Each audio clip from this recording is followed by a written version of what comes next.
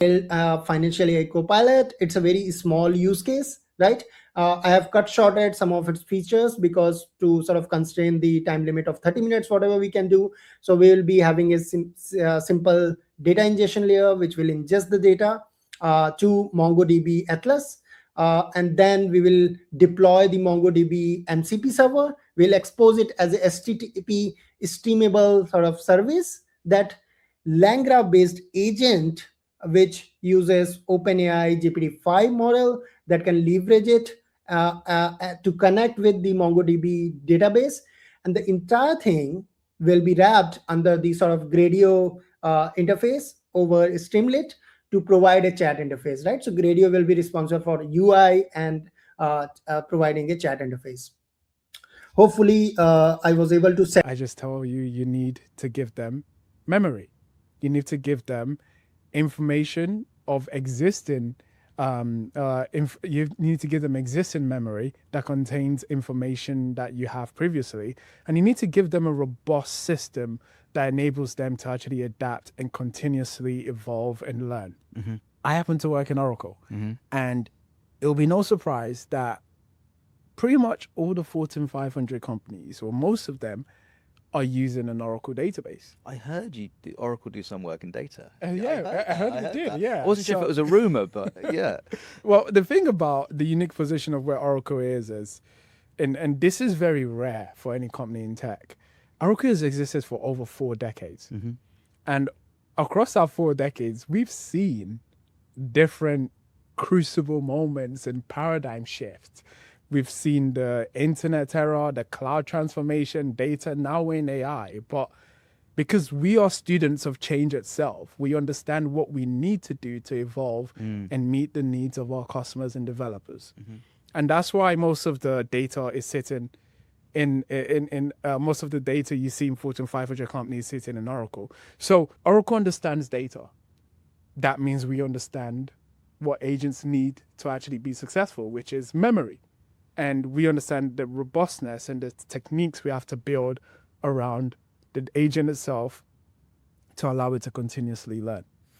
Now, a couple of points here. It moves to like a design understanding. Like, so basically, like, as every human being, like as a human also, when we try to solve this task, we will first reason about it, we'll first think about it, we'll first plan about it. Like, how can we break this very big problem into small chunks and tackle it step by step, right?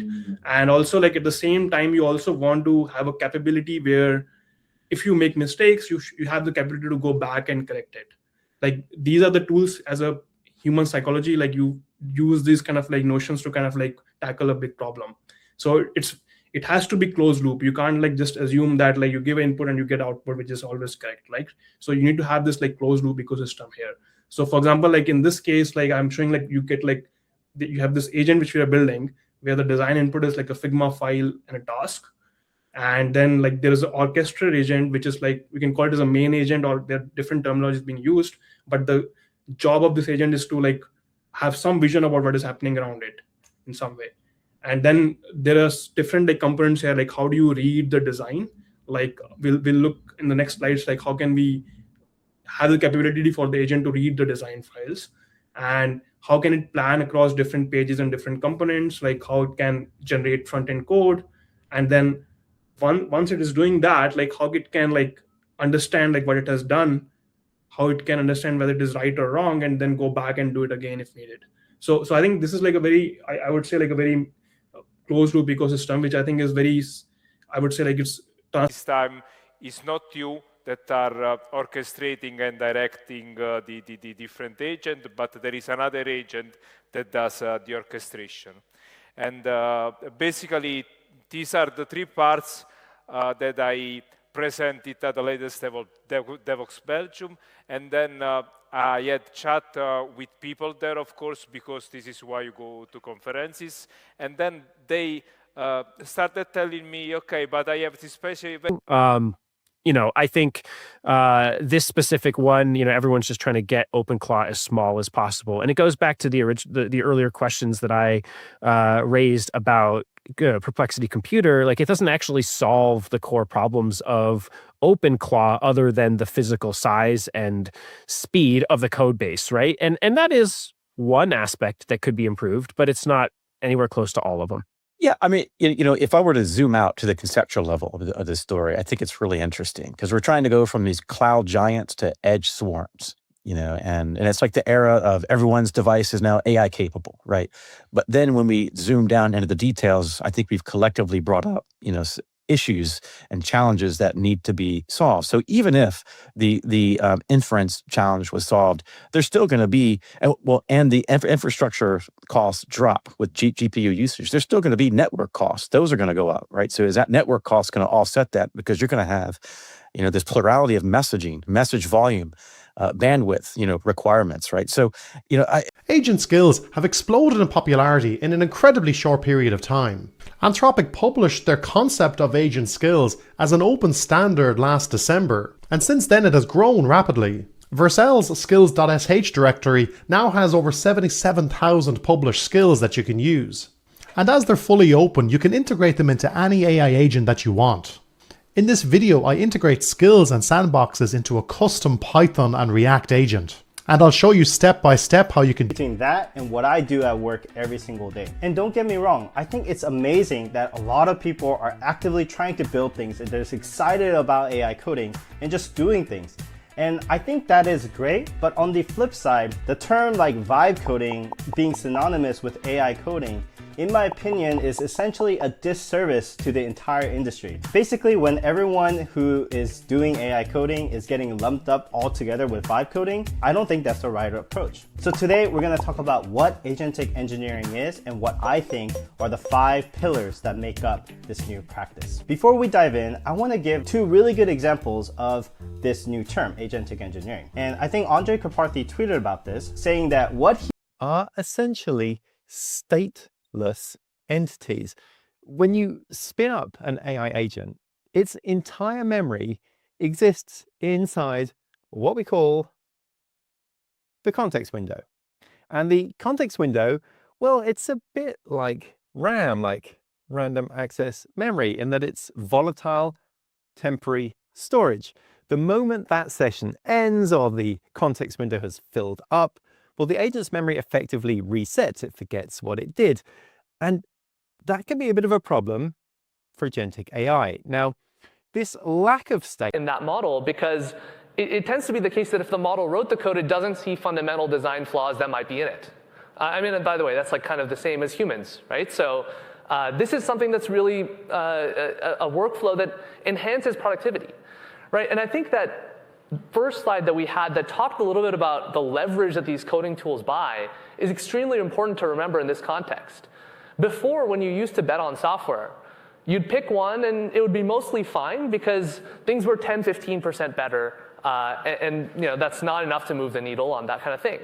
But if you're getting 10 to 15% more productivity or better code, that's the most kind of valuable asset. There's a lot of slop in it. The models will reproduce it faster than your engineers can, and both can already do it quite fast. But if you do a good job of planning with the model, speccing out exactly what you want, because this is probably the thing the new models are significantly better at, is planning and conversations.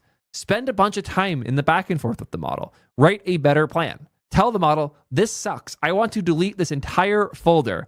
Let's work together to make a better version. What would it look like? Maybe you have some ideas. Maybe you have some syntax or new life into these concepts. Like in 2025, I think that was the summer of 2025. Interesting story because I was on vacation for most of the summer. I think I spent 3 weeks. I went to Japan and I have to scratch my itch, but I don't have a lot of time. I need to go to see places. So I was like, this thing called Claude Code came out just a couple months ago, and there's a new model. People have been talking about how good they are. Sonnet 4. So that's when I was like, well, let's play with it and see how well it can do stuff for me. So I can do intermittently open up a laptop and I say, hey, do this for me. And I can go off and do something else. I just like YOLO, see what it can give me. And so that it became realization to me that with this new model and this type of CLI harness, it's incredibly productive. You can actually do a lot with this new setup, and you can actually really speed up the development process.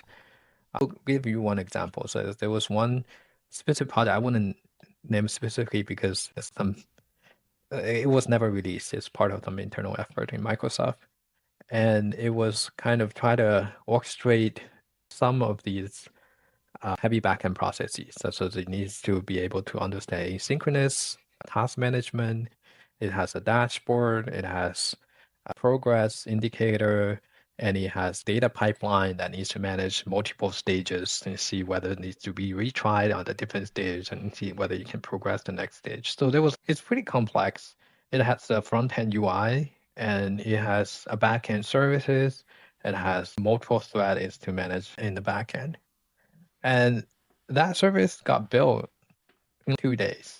The agreement between OpenAI and Microsoft requires OpenAI to give the source code and all of the intellectual property to Microsoft until AGI.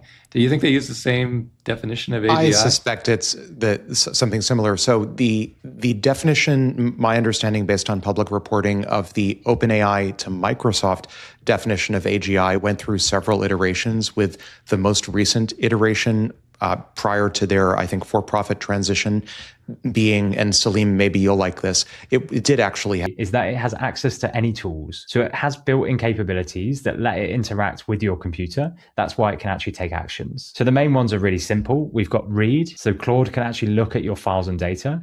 We've got write, where Claude can actually create new files. And then we've got bash. Claude can run commands like installing packages, running tests, or moving files around your computer. And you don't need to tell Claude which tool to use. You just describe what you want and Claude picks the right tools automatically. So we saw that in the last permissions example.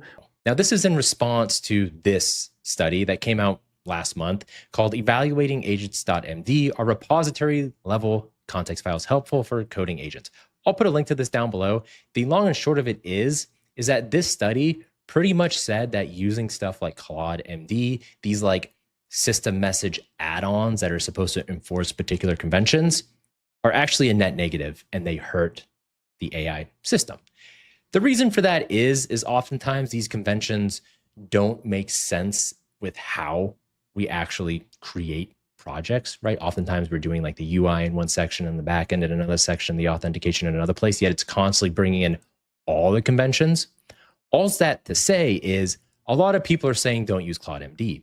However, in the context of a personal assistant, where our conventions don't have to do with code, they're conventions about how we think and conventions about how I want you to write the markdown files in relation to Obsidian, Claude MD is perfect for that, right? Claude MD is perfect for that.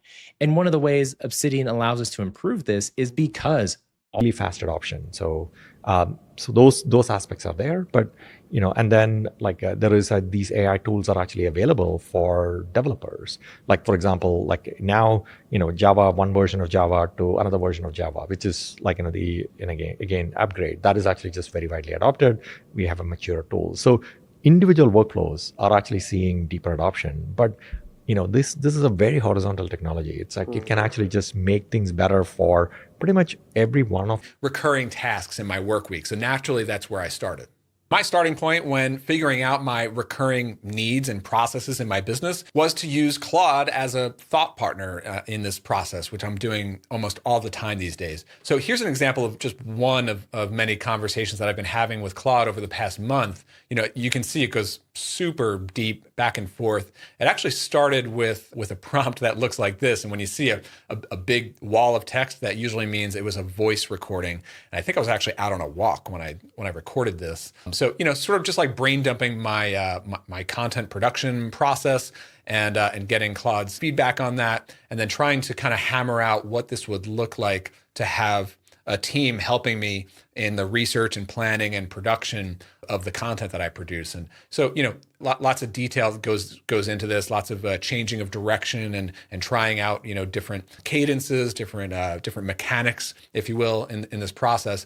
But ultimately that messy back and forth strategy conversation turns into skills. And I'm going to talk more about skills later in this video, how they work into the system here. And on February 5th, 2 major AI labs released new models on the same day, GPT-5.3 Codex from OpenAI and Opus 4.6 from Anthropic. And something clicked, not like a light switch, more like the moment you realize the water has been rising around you and is now at your chest. Again, these were just continued incremental improvements on these coding related agents, which I've been reporting on for a while. They've been impressive for a while. They've been making progress in these somewhat frequent but relatively small steps that are built on fine-tuning and other types of post-training that they're doing specifically around programming tasks. There is something like an inflection point where these latest models on certain sorts of like code audit. Where it gets more technical. There are rumors that GPT 5.4 could ship with a 2 million token context window. 2 million. For reference, even very large context models today operate in the hundreds of thousands of tokens range. 2 million tokens means ultra-long documents, entire books, massive code bases, full design systems, maybe even multi-month chat histories, all inside a single inference session. But here's the part most people don't think about. A 2 million token window isn't just about storage. To support that, the model has to cache enormous amounts of data during inference. That dramatically increases memory requirements and computational complexity. It's not trivial. Maintaining performance while scaling context that high is a serious technical challenge. And context size alone doesn't matter if recall isn't accurate. Some developers online pointed out that what really matters is the recall rate across the entire window. If the model can't accurately retrieve relevant information deep inside those 2 million tokens, then the size is meaningless. There's even discussion about... You can deploy the model using TensorRT, PyTorch, Onyx, OpenVINO, Python, RapidSfill, and more. And the Triton, I know it's hard to say, inference server is part of the NVIDIA AI enterprise. So there's that AI thing. But yeah, these things are not normally that complicated to use. A lot of times you'll download a repo or you'll just run it through a Docker container. And there's a lot of inference servers out there, but you should know. It's entirely unimportant as long as you're in the region in which the pretense is actually effective, you know. So it's actually fine for a great many tasks that LLMs only pretend to be intelligent, because for all intents and purposes, it just doesn't matter until you get to the point where it can't pretend anymore. And then you realize, like, oh my God, this thing's so stupid. I'm a fan of So, by the way. So, he's recently was saying Claude Code is now helping him come up with ideas. We'll get better at taste and judgment and design. We might be holding on to that a little bit too much. Where will human brains continue to be valuable? At the end of the day, someone has to decide what is actually going to get built and what actually matters. Someone still needs to be accountable for the decision. What do you now look for when you're hiring designers? There's probably 3 archetypes of folks that are really interesting to me right now. Today's guest is Jenny Wen. Jenny was head of... Without sort of addressing some of the requirements that we as within RGP has identified across basically any type of PPM solution.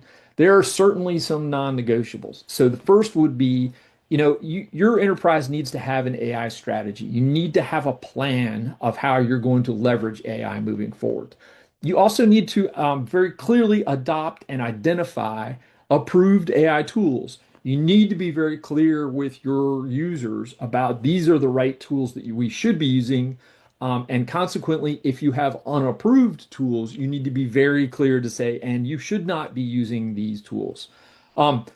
We've hit on data. Zach and Rachel have both hit on the fact that, data is core to understanding what the success of a project would be and how to maximize the data usage. However, you got to remember that with data comes obviously data quality issues, but also privacy, security, and regulatory issues. So you need to take all of that into account before you start loading your data into some large language model that's available to the internet and to anybody that might want to look up things.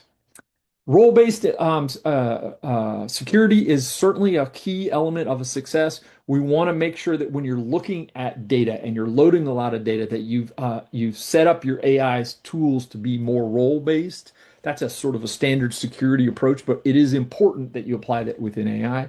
Vendor security, so making sure you've got the right partner when you're going and picking the best AI tools is super important, mainly because you're potentially giving them some access to some data, and you want to make sure that they follow the same privacy, security, and regulatory issues that you're having to deal with. We've hit on governance. Zach hit it a little bit. We want this mental model that I had built in my head at that time, pre-AI, was that what was the most important part of our business is about 20% of the code that needs to never fail. Like this is like transactional data. This is data. This is part of the code base that if there is a problem, actually impacts all of our customers in a very bad negative way. But if a UI breaks and there's one workflow broken, that's very minimal compared to like our core system, which needs to be protected.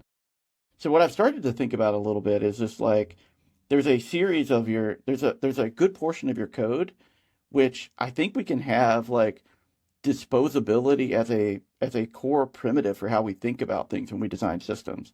If we can wrap and identify the most important things of our production systems, test around it, we make sure that the human is in the loop for a lot of that to make sure that that's not going to have a problem. Maybe even guardrails around what the AI can or can't change in those systems. And I'm making up that number 20%. That's just kind of the model I built in my head. So someone tell me it's 25, not going to argue with it. But there is a good portion of your code that honestly doesn't matter if it's not fully optimized. It honestly doesn't matter if one screen or something breaks for a little bit of time. Like there's a good portion of your code. Yeah, we want it to be good, but if it's not, let's throw it away and rewrite it. Like I think there's like a disposability principle that we can start building in. But keeping in mind that to do that, we have to have the clear boundaries between the important part of your code that can't break, and we have more intense. Today, Anthropic launched additional Claude Cowork plugins specifically targeting human resources, investment banking operations, design workflows, and back office operations. Each one is a direct product aimed at automating work currently done by human professionals in those fields. ServiceNow, a company that builds enterprise workflow software used by major corporations worldwide, has seen its stock fall 23% since Anthropic's January announcement. Because if Claude Cowork can manage enterprise workflows directly, the need for ServiceNow's products shrinks. Salesforce has fallen 26% year to date. Because if AI can handle customer relationship management directly, the elaborate software ecosystems built around CRM become less essential. IBM dropped when Anthropic published a post explaining that world messiness. Now we need to talk about safety, because this is where things get complicated. On paper, xAI's safety documentation is unusually detailed compared to many competitors. Their Grok model cards describe a risk framework centered on malicious use and loss of control. They group safety-relevant behaviors into 3 buckets: abuse potential, concerning propensities, and dual-use capabilities. They've documented safeguards for high-risk categories like CBRN materials, self-harm, and child sexual abuse material. They describe jailbreak robustness testing and input filtering. Their acceptable use policy explicitly prohibits generating pornographic depictions of real persons and the sexualization or exploitation of children. They even state they report suspected CSAM to the National Center for Missing and Exploited Children. That's the policy layer. But deployment reality has been messy. Reuters, The Verge, and other major outlets have reported recurring real-world safety failures, particularly around sexualized image generation and undressing edits. This led to product restrictions, regulatory investigations, and global backlash. In some regions, Grok's image and video features have been banned or severely limited. Why does this matter for Grok? A lot of these types of alignment documents that the labs produce, OpenAI calls theirs the model specification, Anthropic calls theirs the constitution or the soul document sometimes. They'll have lines about like, Claude should obey the law. But the problem is that we don't, obeying the law, I invite you to read the Communications Act of 1934 and tell me what obeying the law means, right? No, I won't. We have a great deal of profoundly broad statutes. The best person we are going to be talking about adding a human in the loop, both to agents and to workflows. And this is really, really important, as we'll see, because we're working with LLMs, and LLMs are nowhere near perfect. So I'm very happy that we get to talk about this today. So we're going to talk about, why it's so important and show different ways of bringing human in the loop into agents and then into workflows.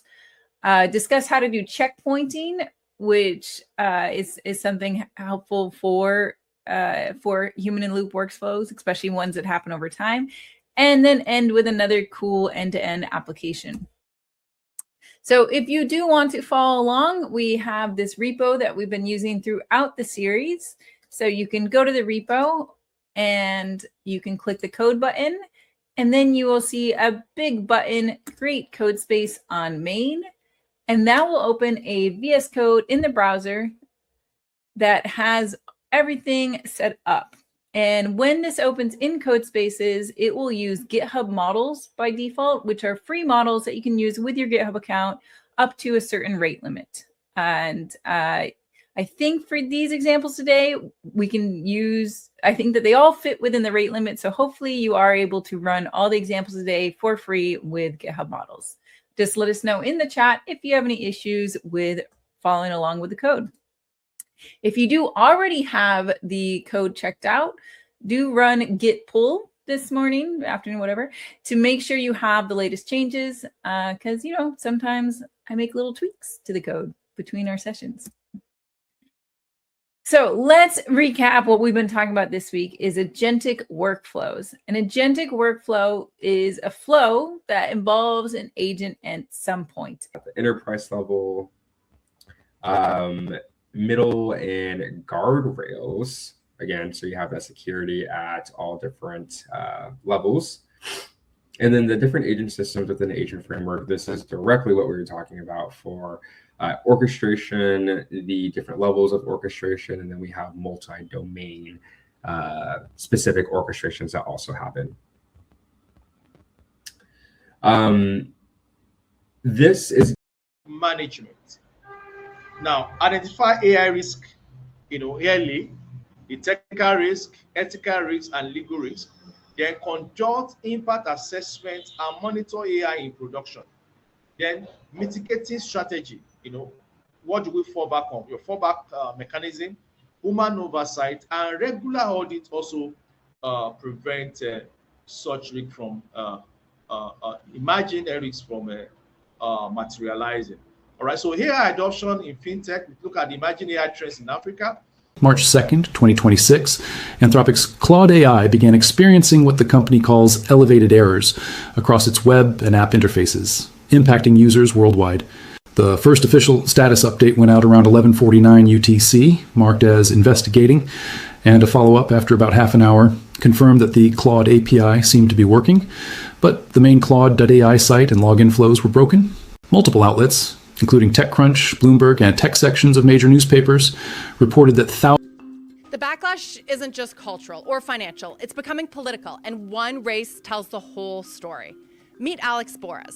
This feels different than the internet or even social media, which were launched with great optimism. AI could similarly bring massive, massive benefits. But I think it's maybe a third time a charm where people are saying, wait, we also know there are risks here and we want to get ahead of that. He has a master's in computer science and he used to work at Palantir. He got elected to the New York State Assembly and wrote the RAISE Act, the first major AI safety law in the country. He's now running for Congress and his race has become ground zero for the biggest question in tech. Who gets to decide what AI can and cannot do? For that, he's now facing a $125 million super PAC out to end his career. They've made clear they want to make an example here, that if they win this... Serving models efficiently. The platform also includes the security, governance, and observability capabilities needed for production. Underpinning everything are the container and Kubernetes platform services, which manage resources across a range of hardware accelerators and infrastructure. This architecture ensures operational consistency, whether organizations are deploying in a private cloud, a sovereign cloud, or at the edge. Prices, I can't remember the third one right now, but the top three are well over 85%. There's not going to be any question on what we're asking them to actually put forward for legislation. That's a great idea because you're trying to assess the alignment we have rather than creating a lot of polarity. There probably are some candidates that are pretty far apart, or not even voting with the 70% majority. We do an assessment of the Senate and Congress, they're not even close. And you're like, wow, that's pretty telling that, that you're not. That we have leaders that aren't the voice of the people on the most aligned issues. That's crazy. Really cool project for you to pull that data and just allow people to think about, hey, this is where we're aligned as an American people, but then our leaders are representing that. That's so cool. And I think the big thing is everybody wants you to change parties. 710 doesn't care which way you vote. If it's a Republican you vote for, they should vote more in alignment with 70% of Americans. If it's a Democrat you vote for, they should vote more. If they're voting against the supermajority, doesn't exist. Machine readable expressions of organizational intent. Think about what that requires. It is not just put the OKRs in the prompt. It is a cascade of specificity that most organizations have never had to produce because humans could fill in the gap. It is a cascade of specificity that organizations have never had to produce because humans could fill in the gaps. At the top, you need goal structures that agents can interpret and act on, not increase customer satisfaction. I built an AI agent that replaces N8N, Make.com, and OpenClaw. You give it a project, it builds the skills it needs, then finishes the job. Tools like OpenClaw are a security nightmare. It modifies itself with zero oversight. And N8N and Make.com have you connecting nodes like it's 2019. It took me weeks to architect a system that actually works and lets you review every change to the agent before it goes live. In this video, I'll give my agent a project, step back, and we'll watch it build what it needs to finish the job by itself. And by the end of this video, you'll have your own self-improving AI agent. It was open source in April 2025, and it has hit over 7 million downloads across Python, TypeScript, Java, and Go. Now, their agent-to-agent protocol, which just defines how agents go from different vendors and communicate with each other, it was just donated to the Linux Foundation, and it now has support from over 150 organizations, including Microsoft, AWS, and Anthropic. Now, Antigravity and AI Studio, they are at the front door of all of that. So they are where most people will actually start. But behind them, it is a whole infrastructure layer that makes what you build more portable, more interoperable, and more production ready than it would be anywhere else right now. So the honest takeaway, it is this. The tools are genuinely powerful. The stability, though, it isn't fully there yet. But the direction, it's getting quite clear. If you can't see it yourself, it's moving fast, very fast. But if you are building agents, or at least planning to, there has never been a better free starting point than what Google just put on the table with this. So here is the bottom line. The gap between building an AI agent and actually deploying it, it has been one of the most consistent friction points in this space. Not because of the models, but because of the infrastructure that has to exist around them. So what Google has just shipped with this anti-gravity and AI Studio integration, it is a direct attack on that gap. You prototype in the browser, the agent, it builds up the full stack, you deploy it with one click, and the authentication is going to be all handled for you. The database will be all connected, services wired, all your tools set up, done. It's live, it's free. Go try it, download Antigravity, but do go in with realistic expectations. So it is a preview software. And if you are using Gemini CLI, it is open source. If you do have suggestions for it, you can always file an issue there as well, and you can actively contribute to the improvement of these tools. Yes, absolutely. Joe, how's it going there? It is going great. We got it up and running, and I just shared with the team backstage. They asked me to make one small change, which I'm making right now, but I should be ready to share this out shortly. That's exciting. That's exciting. Do we have any other questions? Agentic Marketplace is open source on GitHub for the community to run experiments, stress test agents, and help answer the harder questions. What guardrails do we need? How should markets be designed when both sides are AI? What we've shown is that simulation matters. Agents can add value, but they also inherit biases, fall for manipulation, and make choices that reward speed over quality. These are not edge cases. These are behaviors that only emerge when societies of agents are tested at scale. If these agents are going to take high stakes, The most expensive bet in history is an AI bet, but it's not about the model. OpenAI engineers accidentally leaked ChatGPT 5.4's existence by committing internal code to a public GitHub repo twice in 5 days. And of course, the internet made this all about the model and about ChatGPT 5.4. Prediction markets jumped there, hype threads jumped there, generational leap speculation got out on Twitter. It's the usual hype cycle. I don't care about the model. I'm recording this before ChatGPT 5. Whatever drops, it might drop, who knows? Neither should you. This model is a component of something far larger and more important that we're 80% of US AI startups. This is from Andreessen Horowitz, rely on Chinese open source models. Raoul Pal had Emad Mostak. If you haven't heard Emad before, he's an interesting guy because hedge fund guy who then went and did a AI company. He always has a lot of fairly extreme views. I agree with most of them down the road, but I think he's on spot with a bunch of things in here. He talked about crypto, but most importantly, this interaction. Claude scores top in terms of human interaction and naturalness of speech and writing quality. Claude is the best for doing Excel or documents. Could not agree more. His point, the only issue with Claude is that it's too damn expensive. Minimax, Chinese model, which has the same performance as Claude, is 20 times cheaper for the same performance. He's an AI so anyone... Okay, that was Google Stitch. The next thing that I'm going to show you is I was using a tool called... I've completely forgot the name of it now. But anyway, it was about $30 per month. I didn't think it was doing the best job of finding the most viral clips. So this is my OpenClaw agent. What I've now got him to do is to go through my YouTube videos. Here's some examples of some of the outputs.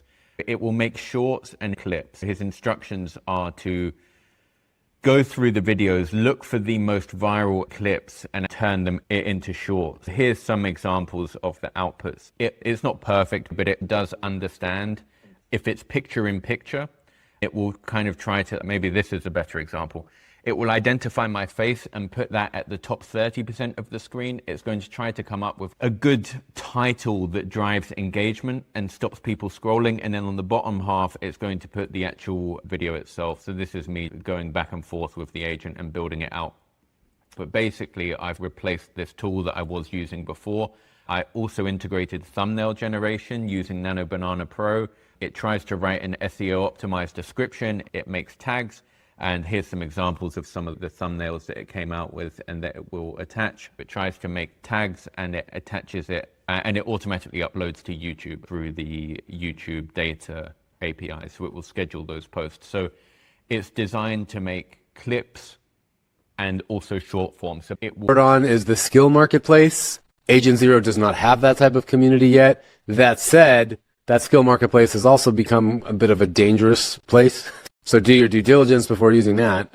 And let's take a look at the architecture in a simplified way of looking at this. OpenClaw is a Node.js process with a single context window that saves its memory and markdown files. That's the basic architecture here. Agent Zero is not living on the host machine, meanwhile. It's living in a Docker container. Python runtime. A lot more durable skill, critical thinking, problem solving, effective communication. I think AI literacy is a durable skill. People will need it for a long time. Coding, I think, is a very important durable skill. Still, yeah, even I for think so. someone like me who's podcaster. I think so. I don't think you'll have to learn syntax. Like you don't need to know how to code manually, but if you can tell if the coding agent is what is it doing, you have a significant advantage. You can catch the errors faster. You can iterate faster. Components to build an agentic RAG application. So let's get started. So the idea of this library is to basically bridge the gap between all the components that you need to build in order to create a RAG application. So RAG, when we talk about RAG, we talk about retrieval augmented generations, right? Basically, we want to... Human doctors and empathy ratings as rated by human doctors, 9.8 times higher prevalence of empathetic and very empathetic ratings during what we would here in Australia we call GP appointments. Not sure what you call it in the US or Europe, but it's when you sit down with the doctor and talk through diagnosis and treatments. This was the output of my research, which looked at AI versus human average on the defining issues test, which is a test of ethics.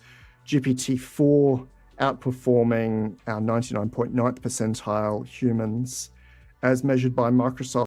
There's a lot.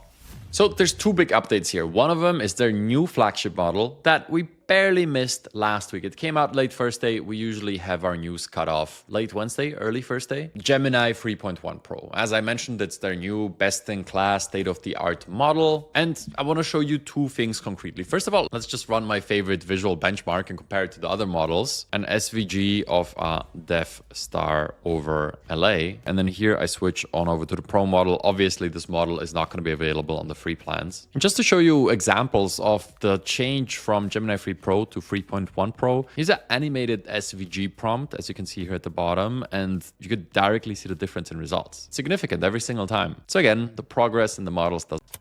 Under the hood, it's powered by a combination of Google DeepMind's most advanced models, VO, Nano Banana, and Gemini. So let's jump right in. When you enter Flow, you land on your projects page, where you can scroll and look through everything that you're working on.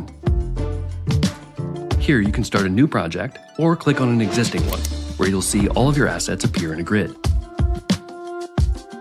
This grid was designed to help simplify the way you manage your assets.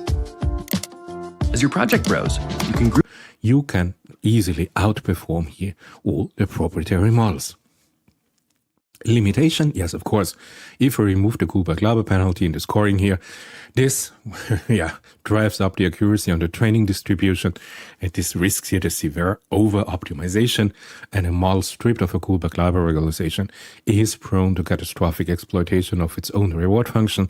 Yes, we know, but it shows you if you choose it in an intelligent way and you are careful. Code start is around 3,000 tokens. And just so you know, in these demos, we use the Sonnet model with no extended thinking. We're not even use the top model in those demos. By the way, the Sonnet, that's intermediate model, it's very good for applications. You don't need to go to the top tier to do basic configuration. And Wade and Dave just asked that. So yeah, we're actually using Sonnet. Yes. And Dave is using extended modes. We're not even using that for that No, demo. we're We're not just using extended modes. The result, to be clear, if everything else, like your Boeing 737s, the workhorses of the industry. A good balance of capacity, size, speed, and cost. It can handle 80% of routes efficiently, and chances are, if you're getting on a plane, there's a good chance it's going to be a Boeing 737. In the AI model world, you also have examples of these mid-tier AI models, the go-to models that you will use to handle like 80% of your queries. And finally, to round out our amazing plane analogy, we have some specialized planes as well, like your search and rescue helicopters, where your cargo only better than previous versions is pulling accurate real-world information into your generations. I'm asking it to create a photorealistic image of a specific location using only GPS coordinates and a date. For this one, I'm switching to a 16:9 aspect ratio and setting the resolution to 4K. I'm giving it the exact coordinates of the Great Pyramid of Giza and telling it the scene should reflect the historical accuracy of its construction. Nano Banana 2 is built on Gemini 3.1 Flash, which means it has access to real-world knowledge and can search the web for accurate information. And the results show a clear upgrade. That you should use a start frame. Where do you get one? Mistake number 2, using a bad quality start frame. And I don't necessarily mean low resolution, although that matters too. I'm talking about images that are blurry or have that AI looking plasticky skin. The video will carry that through every second. So how do you fix it? Use the right models and the right prompts. Here's my exact workflow when creating an image I want to animate. In images, select Sol 2. This is hands down the best model right now for generating production-ready images. Next, describe the image you want to animate in simple words and make sure to have the prompt enhancer on. A man skating. Our prompt enhancer will turn this into a beauty, I promise. I'm also choosing my Sol ID, which I trained on over 20 images of me. Really take your time here. Your start frame is responsible for 80% of your result. If you have a bad start frame, no amount of prompt engineering is going to save it. And say it with me, garbage in, garbage out. All right, now we have our image. How do we animate it? Stuff which has a point of view, directorial talent or talent. Let's not call it director because we don't even know what they're going to be. But the storytelling talent is going to come at a premium. It's going to be about taste making, curating, etc. So I started thinking about that. I started thinking about our resource base, our structure, salaries, people. So I'm really confused figuring it out. I think I'm in a better space today than I was, let's say, mid-December. But what are you guys thinking? I mean, to me, like, what's going to happen with our pricing models? What are clients going to be willing to pay? What can we charge them? What are we paying our people? Who are our people? What do our teams even look like? So these are questions, and maybe I'm being a little alarmist in some cases when I'm thinking about it, but not totally so. Anyone have a point of view or a thought on this? Yeah. Everybody loves Great. No, say no more. All right. Yeah. see, when we don't see effort, we pay for effort, right? We pay for human beings. We used to charge for execution. Production was execution, right? So many years, so many hours, so many man hours, etc. of so many people. So I think from execution, it has to shift to imagination. In terms of, and that's where sameness will come with AI. In terms of it's seeing, we all are seeing there's a lot of everything looks same. Use AI to bring something totally which they should charge. They can charge a premium for. Brands' biggest challenge is how do I stand out in a clutter? So the clutter is going to be a huge problem. Standing out is going to be a huge demand. And directors, creators, production houses, anyone, and it could be an individual also. It need not be a unit who can bring in that freshness will be the one who'll charge a premium. The client will be willing to pay the premium for that. Can you churn out something? Quite literally everything. We see amazing things, we see bad things that we shouldn't be seeing, we have to have a trust and safety team for. But the top use cases that are really maybe driving our revenue and where we see the most impact for people, number one is internal tools. So, and this is like partly one of the reasons why we pivoted from Zeus into Hercules is, as I said, the hypothesis has always been AI is going to make coding unbelievably easy and will enable anyone to sort of code something very, very quickly. Our initial approach was let's go after the enterprise. This new approach is why don't we just let people build the tools themselves? And we see for every company, they have their own internal workflows. I'll give one example for some of our top customers. We have a shipping and logistics company. They do 120,000 deliveries a day. They do millions of revenue a year. They built an entire app on Hercules to manage all of that. Like their entire company operations run through an app that they built on Hercules. And the guy who built it never coded before. AI doesn't have the luxury that Data's father did, but that wasn't without a lack of trying on their part. OpenAI actually started as a nonprofit when it was founded in 2015, allowing it to collect a limited amount of capital that would be controlled and directed by the board members of the nonprofit. The stated purpose of the nonprofit was to research, develop, and distribute AI technology for the public benefit and to open source it when applicable, which, on paper, sounds pretty great and very Trek forward. OpenAI's noble ideals of establishing the fabled artificial general intelligence would mean that the company, according to its introductory statement, has to be anti-profit, stating that it would benefit humanity best by being unconstrained by a need of financial return and research that was free from financial obligations. So, if an AI is created that doesn't benefit humanity, like lore, it has nothing to gain by continuing and nothing to lose by starting again from scratch. It was a good idea, and it gave OpenAI a lot of good press. Unfortunately, OpenAI's founders were not really Federation types, and more of the Ferengi persuasion, in that it was run by Sam Altman, Elon Musk, and Peter Thiel. It only took 15 months for this selfless betterment of humanity model to start to shift gears a little bit, in part because the AI industry itself was progressing much faster than a nonprofit could afford to keep up with. See, this is where Star Trek got it wrong. In Star Trek, technology like data and the holodeck were gradual enough that people could spend time sussing out the morality and legality of having an artificial intelligence designed to serve the whims of humanity. The fact of the matter is that banking is underpenetrated.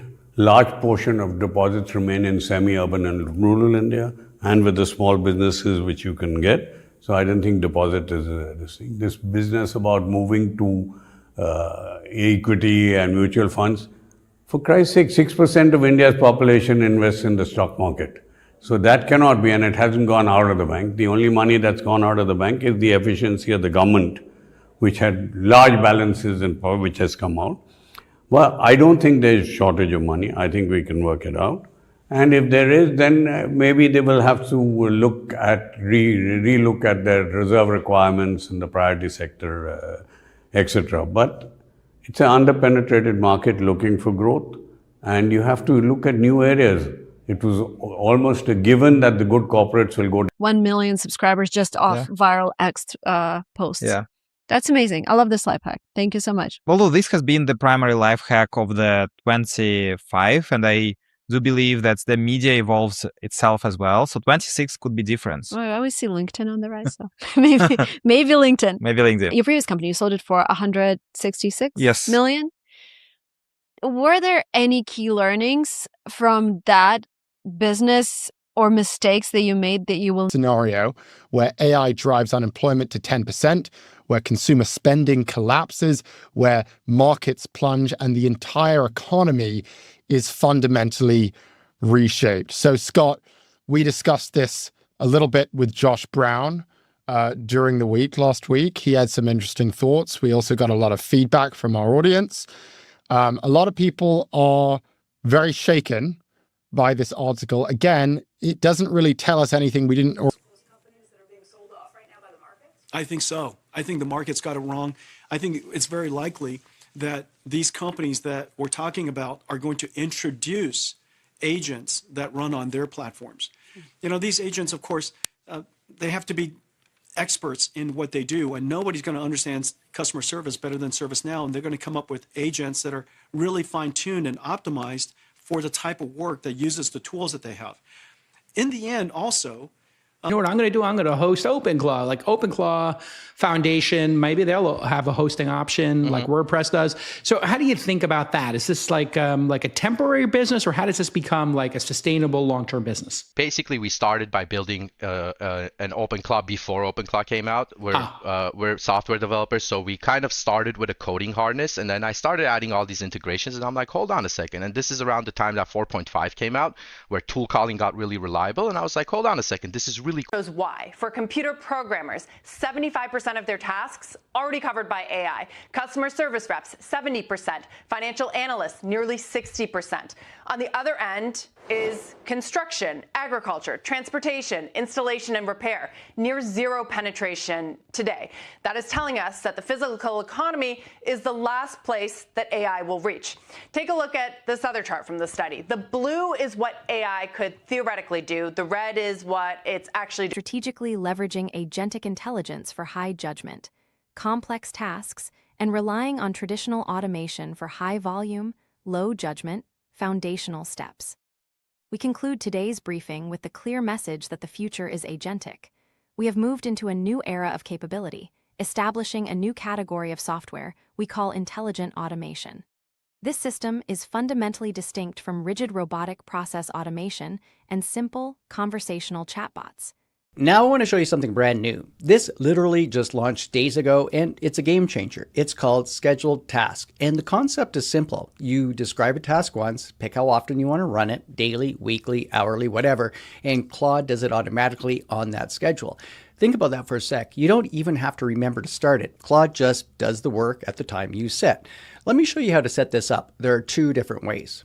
So here's one way. We can just, inside Cowork, we can use a / and start typing schedule. Here it is here. So you can see they're kind of giving you a hint, create a scheduled task that can run on demand automatically in an interval. So if I go ahead and say this. It's AI and automation. AI, all what AI does all day long is creating synthetic data.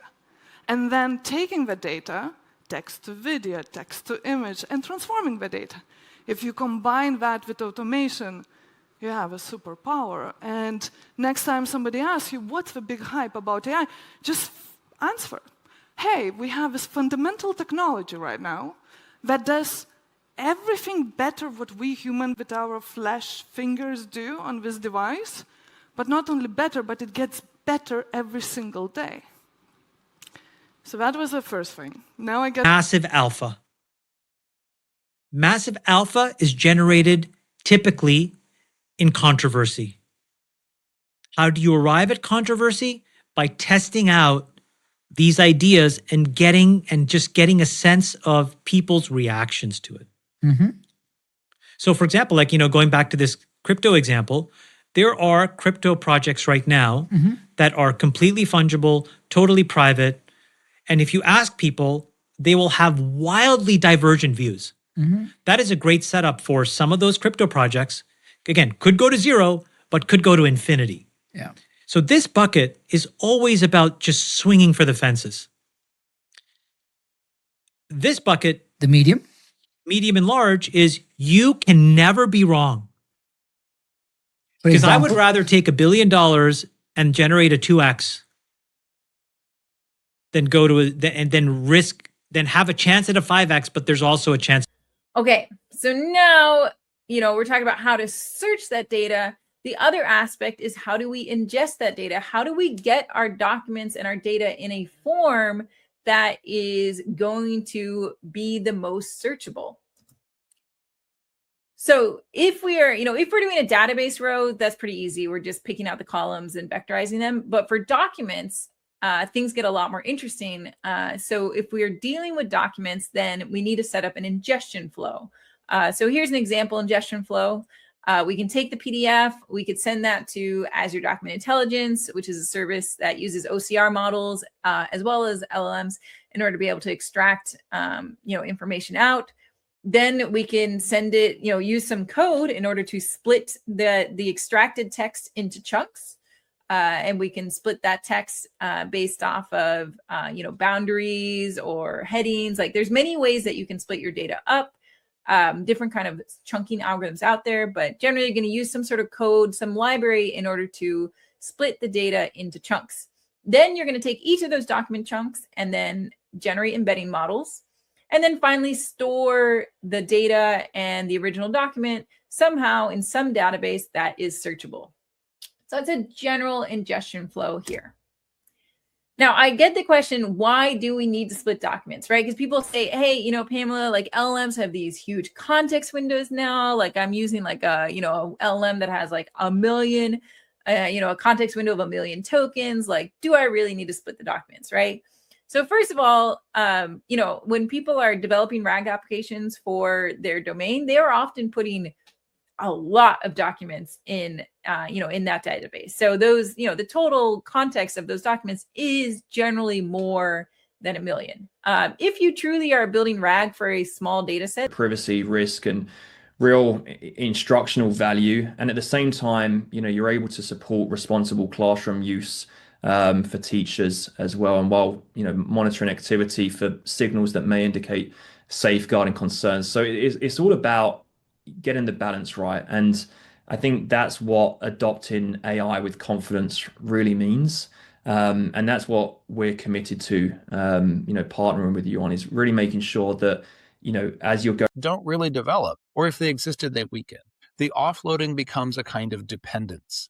The dependence becomes helplessness. And that's not necessarily a dramatic moment. It happens gradually. It's not sudden. It's a quiet erosion of capability that comes from never needing to exercise that skill. This is not theoretical. Educators are reporting it in real time. College professors are describing today that students are arriving in the classroom who can no longer read a full chapter, who can no longer synthesize an argument from multiple sources, or sit with a difficult text long enough to extract meaning from it. High school teachers report that writing quality has absolutely collapsed, not just because students submit AI-generated work, although many do, but because even the students who aren't using AI have lost the habit of struggling through a draft. The muscle has atrophied before we really noticed it was weakening. A growing number of faculty... Look at the top downloads on the App Store. Claude is number one. ChatGPT has been knocked off that spot by obviously their behavior over the last couple of days when it comes to their duplicitous, let's say, CEO and all of that. Basically a mask off moment for the company. And also Dick's Sporting Goods. So I looked into this. Basically, the reason why that's there is they've got an offer where I think if you do activities and track them with their app, you get discount codes to use in. It's shocking, actually, how many attacks are possible, the breadth of attacks and the depth of attacks that are much more feasible now than they were in the past. And these cyber attacks are actually much easier to conduct with their use of AI than they were in the past, where you'd have to have a lot more people on your side. You'd have to have a lot more money to spend, for instance, or a lot more hours in the day. You don't need that as much with AI agents. And I think that there's also different types of attacks than we've seen in the past. The ability to influence things like designs and manufacturing, processes that we've long considered to be fully automated, that would be too complicated for a human to get involved in. Turns out that's not the case anymore, and AI is potentially going to exploit that. But at the same time, AI can also be the solution to fix that. So the important thing for America is stay up to date with AI. OpenAI CEO Sam Altman and NVIDIA CEO Jensen Huang appeared together on CNBC to talk up NVIDIA's relationship with OpenAI. The conversation floated a headline number of $100 billion, the implied scale of funding OpenAI would need for a multi-year infrastructure build-out. Now, markets heard it as NVIDIA is in and the next leg is financed. But fast forward to January this year, President Donald Trump had declared war on Anthropic. He virtually banned Anthropic's tools from the US military setup. They were labeled as a national security threat. Trump ordered American agencies to stop using Anthropic's Claude. The Pentagon called Anthropic a risk to America's supply chains. This is a kind of designation reserved only for rivals like Russia and China. They used it for Anthropic. And barely days later, Anthropic's Claude is helping the US strike Iran. Sources tell CBS News the U.S. military used Claude for its attack on Iran over the weekend. Now, the Pentagon's ongoing use of Anthropic's AI model comes despite a falling out with the company over its refusal to grant the military unrestricted access to the technology. Now, hours after the Trump administration ditched Anthropic over the dispute, OpenAI swooped in and struck its own deal with the Pentagon. Now, the details of that agreement appear to be changing. In SSH, it uses that encryption to keep the attackers out. In this case, the backdoor is using that encryption to make sure that it's only the attackers that can get in. But he's still careful. One of the main ways defenders catch intrusions is through SSH logging. So to cover his tracks, he wipes evidence of the backdoor ever firing. And this is on top of the numerous safety checks he's inserted throughout the process to make sure the system supports the backdoor and doesn't crash and draw attention. And this is the genius of Gia's trap. It's just plain old HTTP, so any existing web server, API gateway, or infrastructure that speaks HTTP can host an A2A agent just like a normal web service. But the magic is really in the data format and communication style. And whenever I hear the word magic in text, it's usually followed by a bunch of acronyms. Indeed it is, and here's one for you. A2A uses JSON RPC 2.0 for request and response payloads. That means agent-to-agent communication happens via structured JSON, which is language agnostic and widely supported. Nice. So you're getting the benefits of stickier and a much more powerful platform that Meta is building. And so they are laying the infrastructure for all of that. Because in order to pull that off, Meta needs the amount of compute where 1 billion people per day could actually get that done. Because we see that over at ChatGPT. They have 800, 900 million active users that are doing similar, ChatGPT is doing similar types. It seems to be an occurring theme where people realize that you can't indefinitely control something so much smarter than you. So the good news is there is some publications on this topic. We were able to publish edited work with many other scholars from different domains, all suggesting possible solutions. There is a book which kind of goes through those limitation results. But what does that mean for the kind of state of the art? What do people think about it? Then I survey different nerds who followed me on social media.